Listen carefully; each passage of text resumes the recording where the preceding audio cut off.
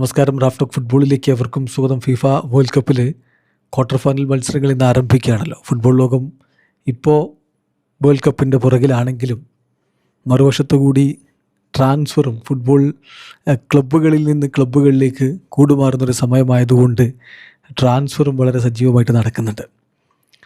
ഈ ഘട്ടത്തിൽ Julián Alvarez Atletico Madrid വിടും എന്ന തരത്തിൽ തന്നെയാണ് എല്ലാ സൂചനകളും. അത്ലറ്റിക്കോ താരത്തെ അങ്ങനെ കൈമാറാൻ തയ്യാറാകുന്നില്ലെങ്കിൽ പോലും അതാണ് ഒരു യാഥാർത്ഥ്യം. അദ്ദേഹം ഒരുപക്ഷെ വേൾഡ് കപ്പ് കഴിഞ്ഞാലും മറ്റ് ക്ലബ്ബിലേക്ക് പോകും. അദ്ദേഹത്തിന് ബാഴ്സലോണയിൽ ചേക്കേറണം. അപ്പോൾ ഇന്നലെ മുണ്ടോ ഡിപ്പോർട്ടീവോക്ക് ലമീൻ യമാൽ ഒരു ഇൻ്റർവ്യൂ കൊടുത്തു.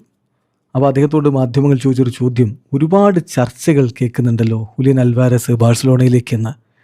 എന്താണ് നിങ്ങൾ ആ ഒരു ട്രാൻസ്ഫറിനെ കുറിച്ച് എന്താണ് നിങ്ങൾ കരുതുന്നത്? അദ്ദേഹത്തിൻ്റെ മറുപടി എല്ലാവർക്കും അറിയാം. അദ്ദേഹം ഒരു ടോപ്പ് പ്ലെയറാണെന്ന്. എല്ലാവരും തങ്ങളുടെ ടീമിൽ വേണം എന്ന് ആഗ്രഹിക്കുന്ന തരത്തിലുള്ളൊരു കളിക്കാരനാണ് ഹുലിയൻ അൽവാരസ്. അപ്പോൾ ഞാനിത് ഓൾറെഡി പറഞ്ഞ കാര്യമാണ്. ഞങ്ങൾ അദ്ദേഹത്തെ സ്വാഗതം ചെയ്യാൻ തയ്യാറായി നിൽപ്പാണ്. ഇരു കരങ്ങളും നീട്ടി അദ്ദേഹത്തെ സ്വാഗതം ചെയ്യാൻ ഞങ്ങൾ തയ്യാറായി നിൽപ്പാണ്. അദ്ദേഹത്തെ കാത്തു നിൽപ്പാണ്.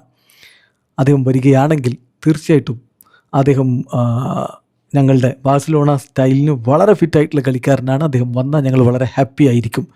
പക്ഷേ ഇപ്പോൾ ഈ ട്രാൻസ്ഫർ സിറ്റുവേഷനെ കുറിച്ച് എനിക്ക് വലിയ വ്യക്തമായൊരു ധാരണയില്ല.